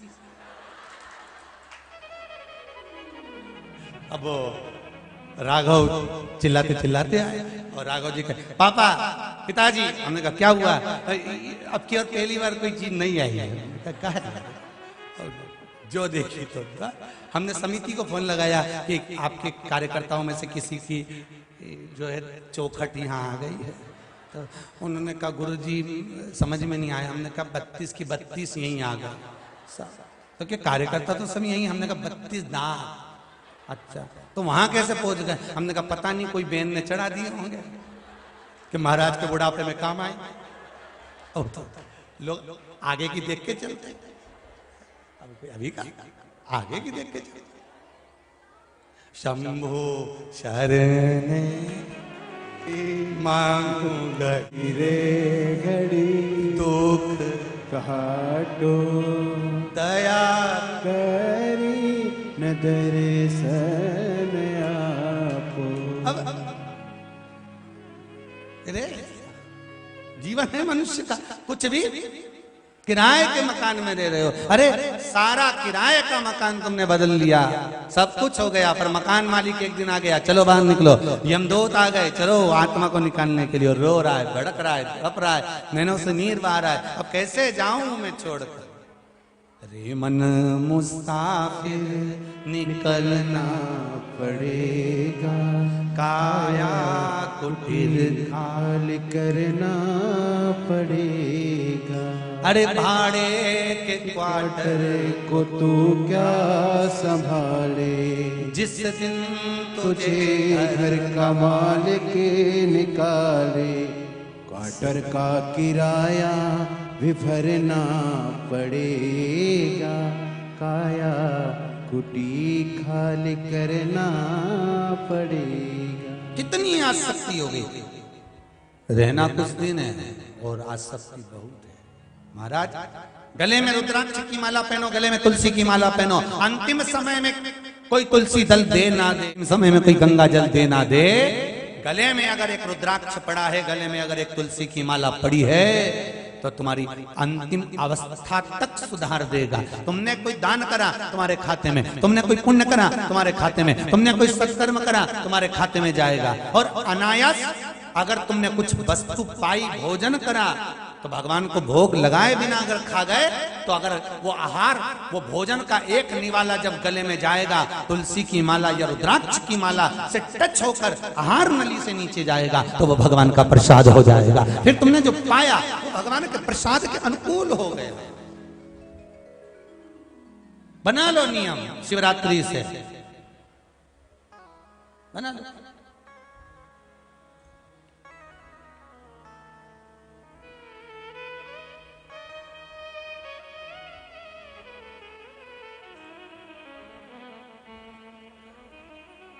महाराज शिव महापुराण की कथा कर रहे हैं, मेरे ओगरदानी मेरे शिव की कथा कर रही है कि विश्वास रखकर गलती ना करें। हमारे जीवन में हम गलतियां बहुत कर रहे हैं। हम मध्याह्न के बाद में स्नान अगर कर रहे हैं तो वो दुख है, तकलीफ, कष्ट। प्रातः पर 1000 घर में काम पड़े रहे, पहले सबसे पहले आप 1000 काम पड़े हैं, पहले स्नान करो, भले फिर काम में लग जाओ, दूसरी बार फिर नहा लेना, पर पहला स्नान हो जाना चाहिए। महाराज हमारे यहाँ पर कहते हैं घर से जो भूखा जाता है पूरा दिन भूखा रहना पड़ता है, इसलिए घर से जोरदार निपटा के जाओ। भले थोड़ा बहुत खाकर जाओ, पर घर से खाकर जाओ। अगर खाकर जाओगे, भोजन करके जाओगे, तो जिस जिसके यहाँ जाओगे वहां वहां पर खाने को जरूर मिलेगा। और भूखे चले गए ना, भले तुम्हारे मामा जी ने, काका जी ने, बुआ जी ने, मौसा जी ने, मौसी जी ने, चाचा जी ने, चाची जी, किसी के यहाँ भी चले जाओ, खाने तक को नहीं मिलेगा। ये नियम है। जाओ थोड़ा बहुत कुछ खा के जाओ, आराम से पाकर जाइए, भूखे नहीं जाना। उसी तरह जैसे घर से भूखे चले गए तो कहीं भोजन नहीं मिलता, उसी तरह बिना रुद्राक्ष और बिना तुलसी के माला के अगर चले गए तो वहां वैकुंठ नहीं मिलता, वहां कोई फल नहीं प्राप्त हो, गले में धारण। पद्म पुराण का पाताल खंड अध्याय नंबर 7 और अध्याय नंबर 9 ये कर रहा है कि हमें धारण करना।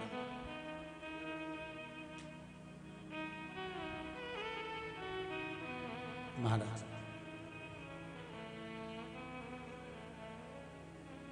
भगवान के पास में माया भी है, भगवान के पास में भक्ति भी है। माया आपको नचाएगी, भक्ति मेरे शंकर को नचाएगी। माता पार्वती जी ने भगवान शिव की भक्ति को धारण कराया। कितना बल है, कितना बल भक्ति में। पार्वती मैया ने शिवलिंग का निर्माण करा, पूजन करा, अर्चना करी। एक जगह पर बैठकर गुफा के अंदर माता पार्वती अपनी सहेलियों के साथ बैठकर शंकर जी की आराधना कर रही हैं और शिव की आराधना में लगी हुई हैं। उस भक्ति का बल कितना प्रबल होगा कि पार्वती मैया बैठकर भजन कर रही हैं और शंकर भगवान का आसन डोल रहा है, शिव जी का आसन डोल रहा है। जब तुम शंकर भगवान पर एक लोटा पानी चढ़ाते हो, जब तुम शिव जी पर धतूरा चढ़ाते हो, जब तुम शिव जी पर पुष्प चढ़ाते हो, बेलपत्र चढ़ाते हो, सच्ची श्रद्धा विश्वास और भक्ति से चढ़ाते हो, तो देवताओं का आसन भी डोलता है। देवलोक का आता है। कोई नया काम का चालू कर रहे हो आप, कोई व्यापार के लिए जा रहे हो, नौकरी नहीं लग रही हो, सर्विस नहीं लग रही हो आपकी, आपने बहुत एग्जाम दे ली, बहुत परीक्षा के लिए आपने तैयारी कर ली है, बहुत प्रयास कर लिया, बहुत प्रयास, अथक प्रयास आपने कर लिया। भगवान प्रदोष का अगर दिन हो और प्रदोष काल का समय हो और एग्जाम प्रदोष के बाद हो, या आपको तारीख मालूम पड़ जाए, उसके पहले अगर 15 दिन 20 दिन पहले भी प्रदोष पड़ रही हो, तो बेलपत्री समभागी बना। समभागी मतलब ये जो चिकना वाला पत्ता होता है ना बेलपत्री का, सीधा वाला भाग, और इस पत्ती का भी सीधा वाला भाग, ये दोनों जो बेलपत्री के चिकने भाग होते हैं महाराज, ये बेलपत्री का जो चिकना भाग है और ये चिकना भाग है, इन दोनों में लाल चंदन लगाकर बेलपत्री के भाग को जोड़ना महाराज। इस भाग को अपने हस्त कमल में रखकर उल्टा हाथ उस पर रखकर भगवान देवाधिदेव महादेव के 12 ज्योतिर्लिंग का स्मरण करना। श्री शिवाय नमस्तुभ्यम, या पंचाक्षर मंत्र नमः शिवाय, या षडाक्षर मंत्र ओम नमः शिवाय। पंचाक्षर मंत्र हो, षडाक्षर मंत्र हो, श्री शिवाय नमस्तुभ्यम शिव महापुराण का मूल मंत्र हो, स्मरण कर कर उस मंत्र का अपनी कामना कहकर अशोक सुंदरी वाली जगह पर उसको छुआ कर भगवान शंकर पर उसका स्पर्श कराकर उसको लाकर नंदी का एक चरण ऊंचा भाग जहां चरण का हो, नंदी जब शिव जी के सामने होता है तो उसका एक पांव ऊंचा होता है, नंदी का जो पांव ऊंचा हो उस मंदिर में, जो भी चाहे आगे पांव हो पीछे का पांव, जो पांव उस मंदिर में हो ऊंचा, उस चरण के पास अपनी कामना कर कर रख दीजिए और थोड़ा सा मूंग, हरा मूंग थोड़ा सा, श्री गणेश जी महाराज का नाम लेकर किसी भी गौशाला में या नंदी गण जहां हो, आपके मोहल्ले में कोई नंदी हो जो घूमता हो रोड पर, कोई बैल हो, तो उसको वो मूंग खिला दीजिए और उसके बाद थोड़ा सा मूंग हथेली लेकर थोड़ा सा खिलाकर आप अपने एग्जाम पर या कोई व्यापार चालू कर रहे हो या नौकरी करना चाह रहे हो, सर्विस करना, आप उसके लिए चले जाओ, उसमें सफलता मिलेगी। पर करना किसको पड़ेगा?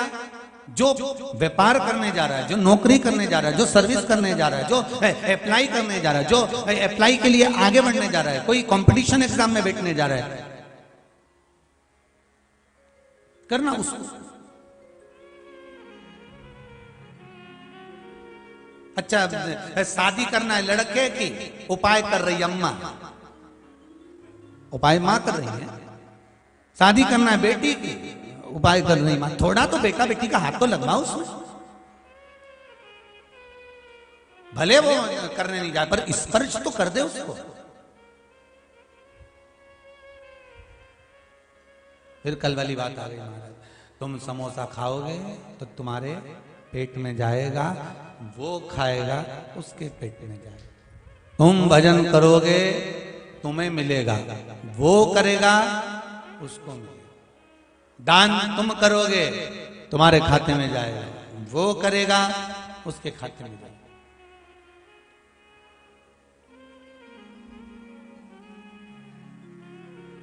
मरने के बाद घर के बच्चे दान देते हैं, मरने के बाद तो पिता के लिए दिया गया, पत्नी के लिए दिया गया, पति के लिए दिया गया, तो अपने दादा परदादा के लिए दिया गया, कुटुंब कबीले के लिए दिया गया। वो दान जो तुम दे रहे हो उसके खाते में कितना गया?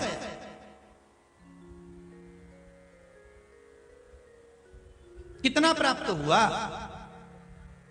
अरे जरा विचार तो करिए। श्रीमद् भागवत में स्पष्ट कहा गया, श्रीमद् भागवत में स्पष्ट कहा कि वो धुंधकारी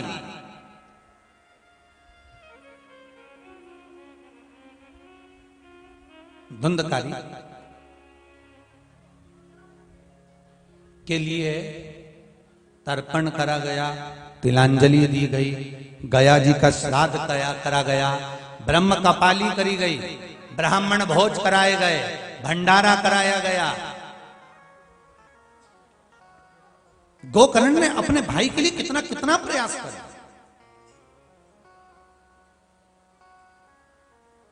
अथक प्रयास गोकर्ण ने कर दिया, तब भी धुंधकारी को मुक्ति मिली थी क्या? जम के बोलिए जरा। नहीं मिली। जब नहीं मिली तब सूर्य नारायण के पास में गया और वहां जाकर कहा, प्रभु मेरे भाई को मुक्ति नहीं मिल रही। सूर्य देवता ने कहा, तुमने क्या करा? मैंने पिंडदान करा, मैंने तर्पण करा, मैंने ये तिलांजलि दी, मैंने वो तिलांजलि दी, तो मैंने तो गया जी का पिंड भी दिया, और गया जी का पिंड दिया तो कम से कम उसको मुक्ति तो मिलना थी। फिर गया जी के पिंड के, आखिर गया जी में पिंड दिया जाता है तो फिर मुक्ति क्यों नहीं मिली? तो इतने में सूर्य नारायण भगवान ने कहा, अरे गोकर्ण, तेरे भाई को मुक्ति तो मिल जाती, दिक्कत नहीं है। तूने गया जी में जो पिंड दिया उससे मुक्ति तो मिल जाती, पर एक गलती हो गई। गया जी में पिंड देते समय तूने धुंधकारी का नाम लिया, संकल्प देते समय उसके पिताजी का नाम लिया, उसकी माताजी का नाम लिया, और गोत्र तूने आत्मदेव का बोला, उसके पिता का गोत्र बोला। पर धुंधकारी आत्मदेव की औलाद थी क्या? धुंधकारी आत्मदेव का पुत्र था क्या? नहीं। धुंधकारी तो एक सखी की संतान थी, एक सहेली की संतान थी, जिसको वो पैसे से खरीद कर ले आई थी और लाकर कह दिया, ये मेरा पुत्र है, ये मेरा बेटा है, और उसका पालन पोषण पालन करने लगी। तो भगवान सूर्य नारायण ने कहा, गया जी से मुक्ति मिल जाती। का बोलता? किसका? धुंधकारी की माता का, पिता का गोत्र बोलता तब, पर गोत्र बोला गया आत्मदेव का।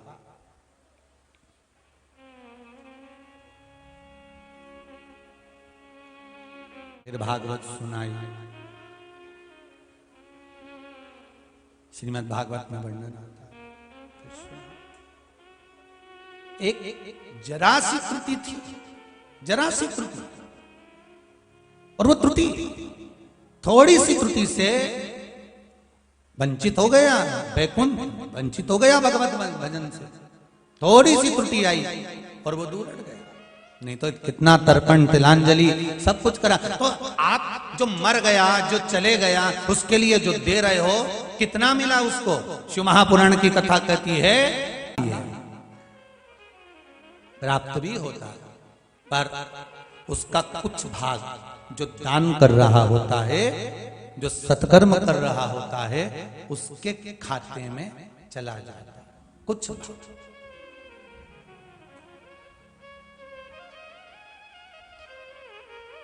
उसके खाते में गया जरूर है, पर जिसने दान किया उसके खाते में गया। तो वो जो जीवात्मा गई है, जो चले गया, जो मर गया, उसके खाते में क्या था? शिव महापुराण की कथा गरुड़ पुराण कहती है, शिव पुराण कहती है, पद्म पुराण, अग्नि पुराण, नर्मदा पुराण, श्रीमद् भागवत, सारी कथाओं में नरकों का कथन आता है। उसमें वर्णन आता है कि जीते जी अगर तुमने किसी को दान दिया है, जीते जी भोजन कराया है, जीते को एक गिलास पानी पिलाया है, जीते जी कोई सत्कर्म करा है, तो वो तुम्हारा दान, पुण्य, धर्म तुम्हारा अटल है, फिर वो नष्ट नहीं हो सकता। तुम्हारे द्वारा जो किया गया, फिर भले मरकर चले गए, वो अपनी खिलाफ। मत बुरे कर्म कर वरना पछताएगा, भगवान की आंखों से तू बच नहीं पाएगा, तू बच नहीं पाएगा। अरे ओ ज्ञानी मत करना दानी, तेरे कर्म का फल भी तू ही पाएगा, जैसा किया तूने तेरे आगे आएगा। कोई दूसरा नहीं भोगेगा भाई।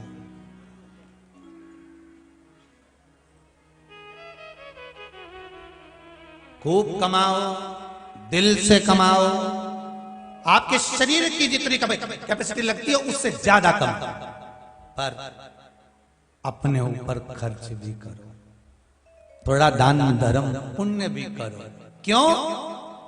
ऊपर जब खाता खुलेगा तुम रोगे, चिल्लाओगे, मैंने अपनी पत्नी के लिए, मैंने अपने बच्चों के लिए कमाया था, मुझे अकेले को नरक क्यों भेजा? भगवान भी कहेगा दुकान पे बैठ के झूठ तूने बोला, कपट तूने करा, बेईमानी तूने करी, प्रपंच तूने करा। तेरी पत्नी ने कभी किया था तुझसे कि तू झूठ बोल?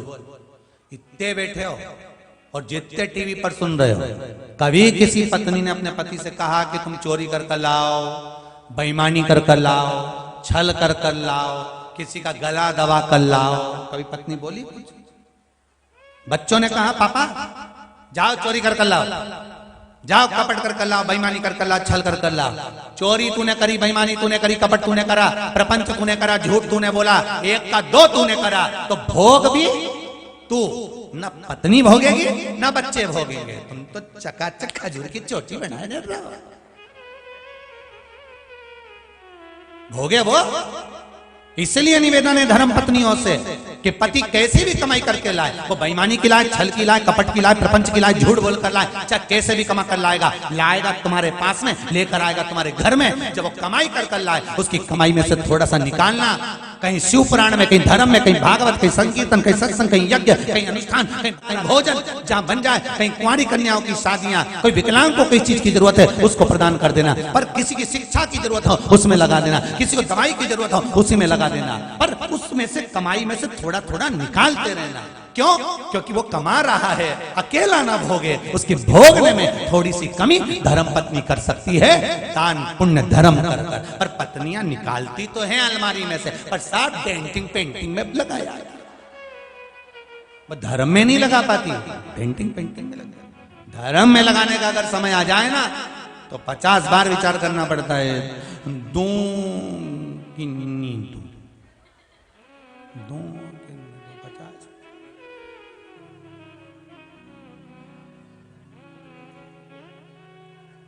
अरे भाई, राम नाम के हीरे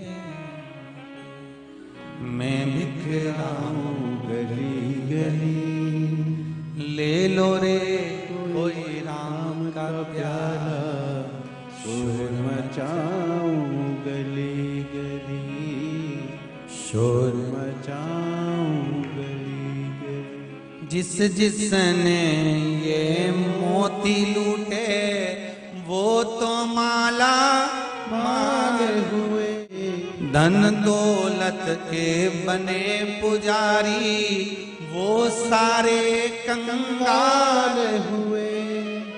अरे चांदी सोने वालों सुन लो, ओ चांदी चांदी सोने वालों सुन लो, एक दिन ऐसा आएगा सब यहीं धरा रह जाएगा। इसलिए भोले बाबा के दरबार में, भोले बाबा के दरबार में सबका खाता है।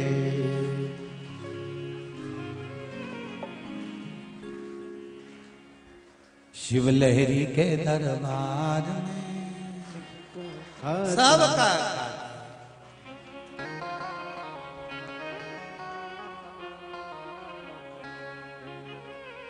ऐसा कोई बच्चा ही नहीं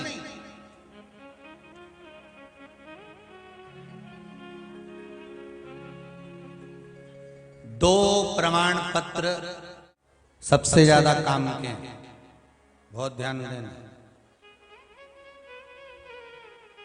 ये दो नहीं होंगे,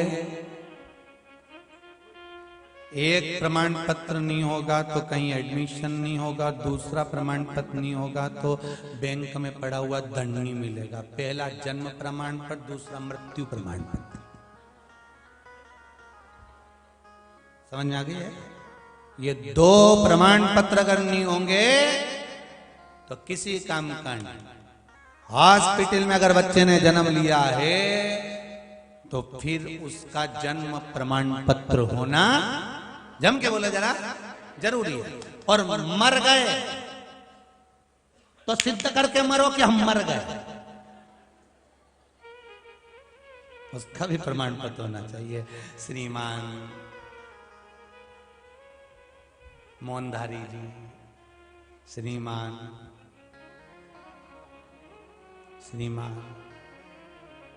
निपट गए।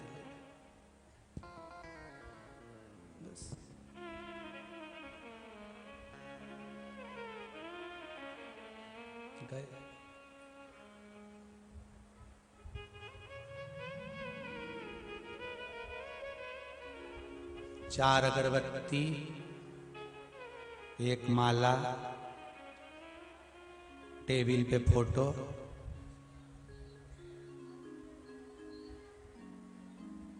अगरबत्ती भी खुशी हुई, स्टैंड भी नहीं मिलता अगरबत्ती का, घर स्टैंड नहीं ला, धो लिया। सामने वाली आंटी से आलू लिया कटवा के, आलू में चार अगरबत्ती। हाँ हम भूल गए थे, केले में भी लगा देते हैं, सही किया। भगवान आप सबकी याददाश्त ऐसी बना के रखे, कम से कम याद तो दिला। क्या मृत्यु का समय है, अंतिम क्षण, कुछ नहीं है, सब भटक गया। पर जो शिव महापुराण की कथा आपने सुनी है, जो शंकर का नाम श्री शिवाय नमस्तुभ्यम कहा है, जो तुमने दान धर्म पुण्य सत्कर्म किया है, वो आपके खाते में रखा, खत्म नहीं। शिव मंदिर में चढ़ाया हुआ एक लोटा पानी तुम्हारी अंतिम सांस तक तुम्हारे साथ है और ऊपर भी साथ देगा, जीवात्मा के साथ अंतिम क्षण तक।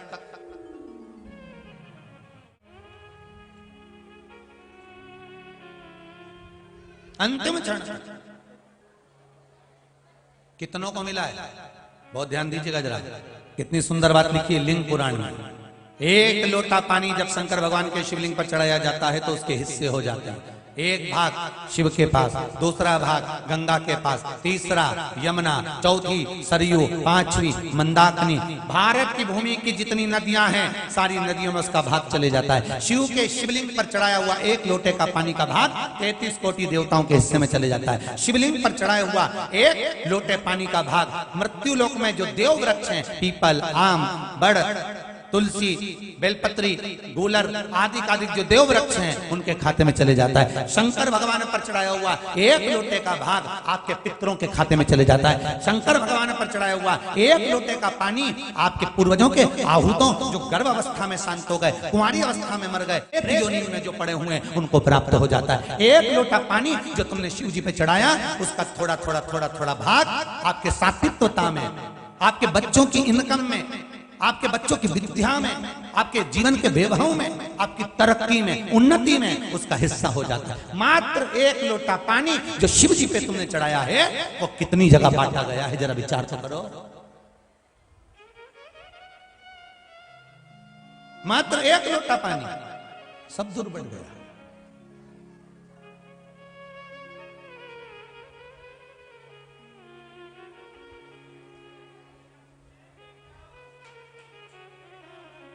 इसीलिए शास्त्र कह रहा है महाराज कि भगवान की भक्ति का जो रस है वो साधारण।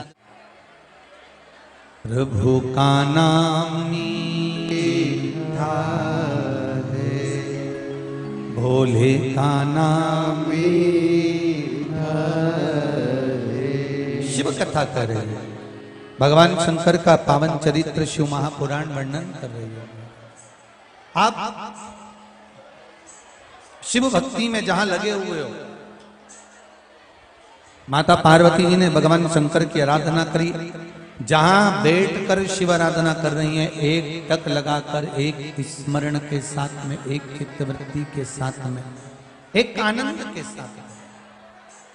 शंभो शरणे पड़ी मांगू घड़ी रे घड़ी, दुख काटो दया करी न दर्शन आपो। शिव आराधना करती है। भगवान शिव ओगड़दानी, त्रिकालदर्शी, कैलाशी, अविनाशी शिव, करुणा करने वाले, भगवान की अविरल भक्ति में आनंद देने वाले। शिव पुराण कर रही है माता पार्वती जी शंकर भगवान की शिवलिंग की आराधना, पार्थिव शिवलिंग का निर्माण करना और निर्माण कर कर भगवान शिव की आराधना, पार्थिव शिवलिंग का निर्माण कर कर पूजन करना। महाराज जब पार्थिव शिवलिंग का निर्माण करा, पूजन करा, आराधना करी,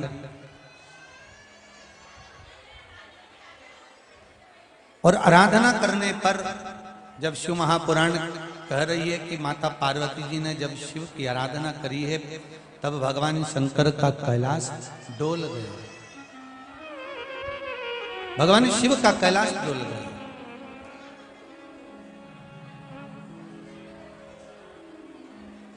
और भगवान शंकर का जब कैलाश डोला, स्वयं शिव पहुंचे हैं पार्वती जी के पास। भगवान शंकर ने कहा, पार्वती तुमने जिस भाव और श्रद्धा से, विश्वास के साथ में जो शिव की आराधना करी है, शंकर का स्मरण करा है, शिव नाम का जाप किया है, उस विश्वास के बल पर, उस श्रद्धा के बल पर, उस भक्ति के बल पर तुम्हें मेरा दर्शन हुआ। एक बात अपने जीवन में उतार कर रखिएगा कि आप जिस विश्वास के बल पर भगवान की आराधना करते हो, जिस विश्वास के बल पर आप शंकर भगवान पर जल समर्पित करते हो, शंकर भगवान उसी विश्वास के बल पर आपको सुख प्रदान करते हैं, उसी विश्वास के। तेरा ही दिया मैंने खाया पिया है, तेरा शुक्रिया है, तेरा शुक्रिया, उसी विश्वास के। देखो एक पत्र बड़ा सुंदर आया महाराज, पत्र है नीरज जी विश्वकर्मा, कहीं बैठे हैं आप ही हैं? हाथ उठाइए जरा, हाँ खड़े हो जाओ, आगे वालों को बिठा दो पहले।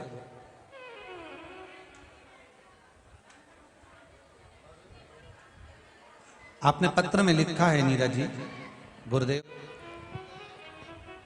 और देखो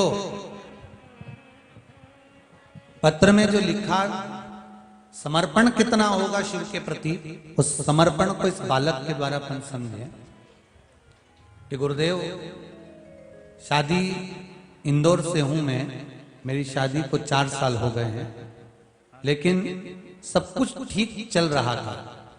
अचानक 1 साल से मेरा और मेरी पत्नी में कुछ विवाद हुआ होगा, ऐसा इसमें लिखा है।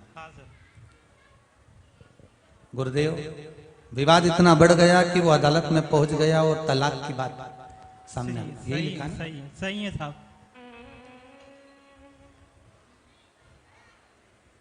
फिर क्या हुआ, तलाक की जब बात पहुंच गई कोर्ट में, नोटिस वगैरह सब आ गया, तारीख चलने पे लगी और तारीख पे तारीख चलती रही।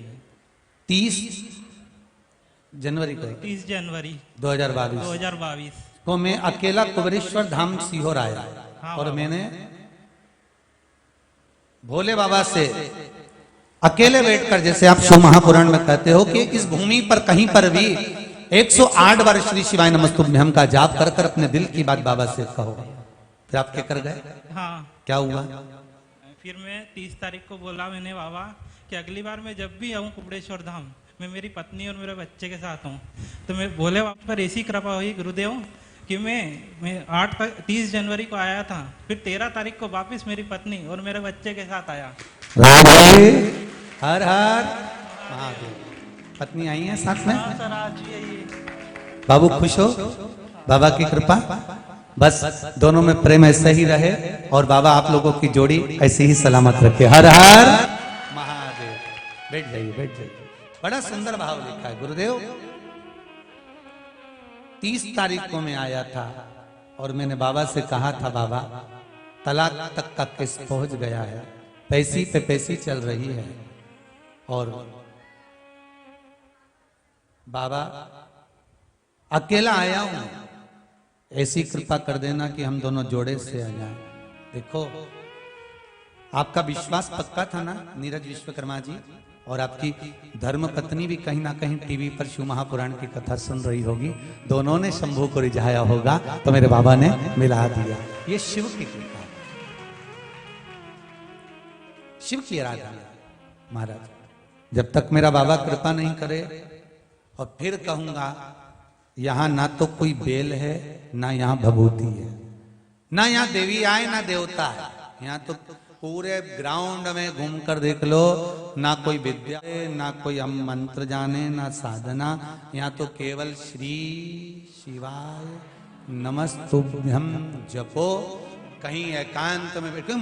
हम ये भी नहीं कह सकते ना कि मंदिर में जाके दर्शन करो, क्योंकि मंदिर में भगवान ही नहीं है अभी। यहाँ तो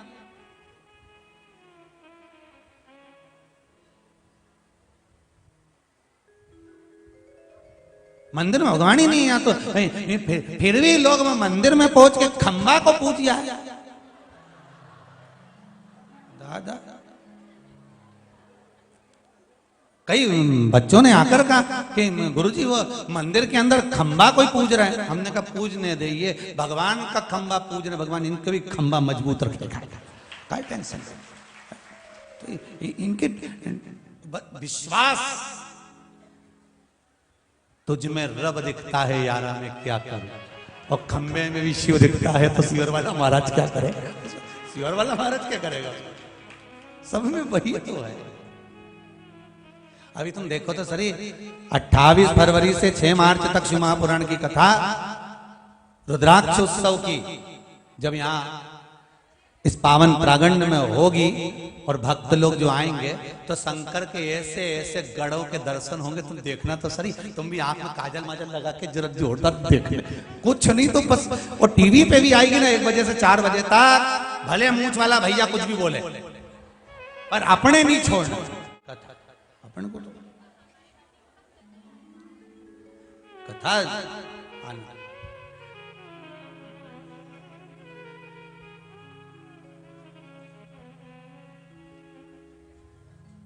महाराज, शंभो शरणे पड़ी मांगू घड़ी रे,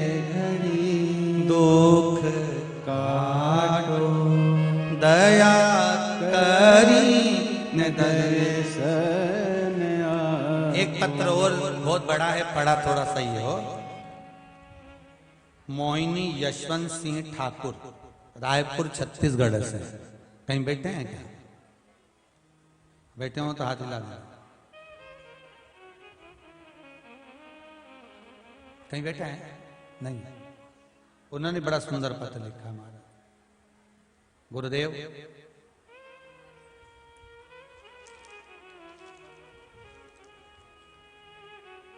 महाकाल बाबा के दर्शन कर कर हम लोग उज्जैन से कुबेरेश्वर धाम पहुंचे थे।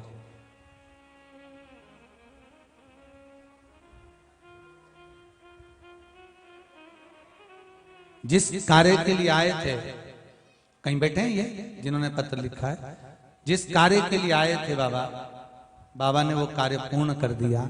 और बाबा की ऐसी कृपा हुई कि हम 2021 को पहले आए थे, उसके बाद बाबा ने कृपा करी तो 13/2/2022 को हम वापिस बाबा के दरबार पर होकर जा रहे हैं। ये पत्र में लिखा। जिस विवाह के लिए, नौकरी के लिए, जिस कार्य के लिए आए थे, बाबा ने सब दे दिया। अब हम क्या बोले गुरुदेव? तो ये शिव पुराण कहती है। आपका विश्वास, मानो तो मैं गंगा ना मानो तो बहता पानी। यहाँ अगर आपका विश्वास है, और फिर कहूंगा जो लोग टीवी चैनल के माध्यम से या फेसबुक यूट्यूब के माध्यम से जुड़े हुए हैं, ये सोचकर माताना कुबेरेश्वर धाम में कि यहाँ पर कोई मंदिर में मूर्ति विराजमान हो गई है, कोई स्थापना हो गई हो, यहाँ अभी स्थापना नहीं हुई है, यहाँ तो कंकर शंकर है। इस पावन धरा पर जहां बैठकर तुम्हारा मन पड़े, श्री शिवाय नमस्तुभ्यं का जाप करो, भगवान शंकर की भक्ति करो, स्मरण करो और बाबा के भजन में डूबे। जैसे पार्वती मैया शिव की भक्ति में डूबी हुई थी। और क्या नहीं दिया मेरे भोले बाबा ने? स्वयं मेरे शंभु पार्वती के हो गए। जो शिवलिंग पर आराधना करता है, एक लोटा जल समर्पित करता है, शंकर की पूजन करता है, शिव क्या ना दे देता है।